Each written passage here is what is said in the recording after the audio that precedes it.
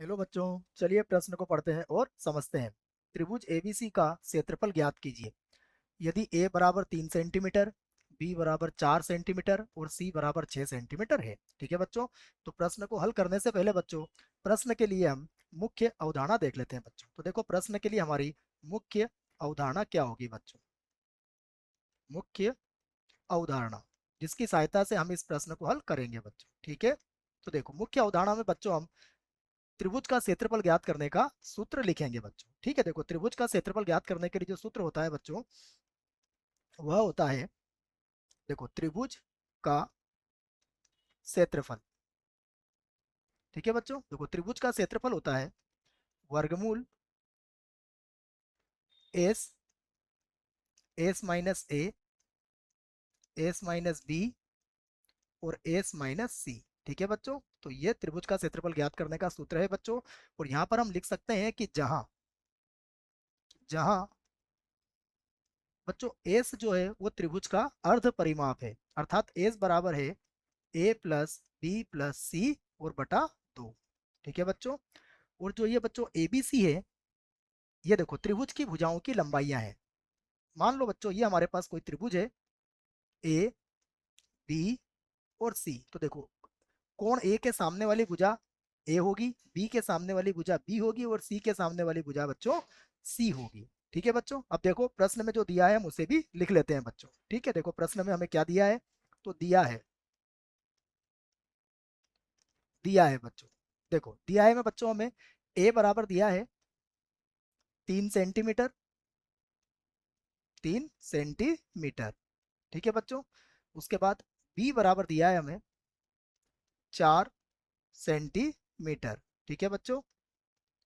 उसके बाद सी बराबर दिया है हमें 6 सेंटीमीटर। ठीक है बच्चों। अब देखो बच्चों, यहां से हम क्या करेंगे? अर्ध परिमाप एस का मान ज्ञात करेंगे। तो अर्ध परिमाप एस का मान देखो बच्चों कैसे ज्ञात होगा? ये होगा बच्चों, हम इसको सूत्र लगा देंगे एस बराबर। देखो, एस बराबर क्या होता है? ये होता है ए प्लस बी प्लस सी और बटे में आता है बच्चों 2। तो इस सूत्र में हम मान रख देंगे। देखो, ए का मान है हमारे पास 3, बी का मान है 4, सी का मान है 6। ठीक है बच्चों। तो देखो, ये बटे में 2 लगा दिया हमने। तो ये हो जाएगा 10 और 3 13 बच्चों। ठीक है, 13/2। तो एस बराबर हो जाएगा 13/2। ठीक है बच्चों। तो ये हमारे पास एस का मान आ चुका है बच्चों। अब हम त्रिभुज के क्षेत्रफल में रख सकते हैं बच्चों एस का, ए का, बी का और सी का मान। तो देखो, अब हम लिखते हैं त्रिभुज ए, बी और सी का क्षेत्रफल। ठीक है बच्चों। देखो, ये क्या होगा? ये होगा वर्गमूल एस, एस माइनस ए, एस माइनस बी और एस माइनस सी। ठीक है बच्चों, यह सूत्र मैंने मुख्य उदाहरण में भी आपको लिखवा दिया है।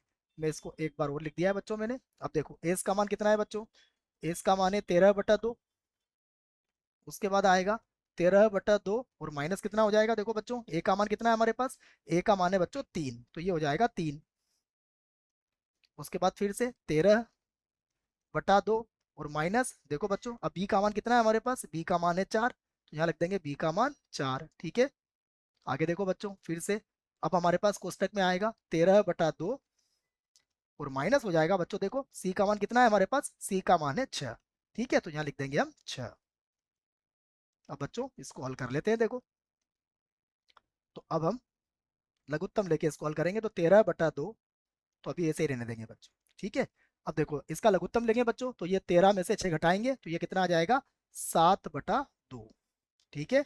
यहाँ देखो बच्चों, इसका लघुत्तम लेंगे तो 2 आएगा, तो ये हो जाएगा 13 में से 8 घटाएंगे तो ये होगा 5/2। ठीक है। और यहाँ देखो बच्चों, 13 में से 12 घटाएंगे तो ये होगा 1/2। ठीक है। अब देखो बच्चों, यहाँ पर हम इसके गुणनखंड देखते हैं और वर्गमूल के बाहर कौन कौन यहाँ से निकल सकता है। देखो, तो वर्गमूल के बाहर देखो बच्चों, 2 और 2, तो यहाँ से 1/2 तो वर्गमूल के बाहर आ जाएगा बच्चों। ठीक है। और वर्गमूल के अंदर कितना बचेगा बच्चों? देखो, वर्गमूल के अंदर बचेगा हमारे पास 13 और 7 × 5 बच्चों लिख सकते हैं हम 35। ठीक है। तो ये हो गया बच्चों 1/4। और वर्गमूल के अंदर बच्चों देखो, 13 का पढ़ा 5 बार बोलेंगे बच्चों, तो ये हो जाएगा 65 के 5 और बचेगा बच्चों हमारे पास 6। तो 13 का बड़ा 3 बार बोलेंगे और 6 जोड़ेंगे बच्चों, तो ये हो जाएगा 455, ठीक है, वर्ग सेंटीमीटर। ठीक है बच्चों, तो ये हमारे त्रिभुज का क्षेत्रफल होगा बच्चों। आशा करता हूं बच्चों आपको इस प्रश्न का उत्तर समझ में आया होगा। धन्यवाद।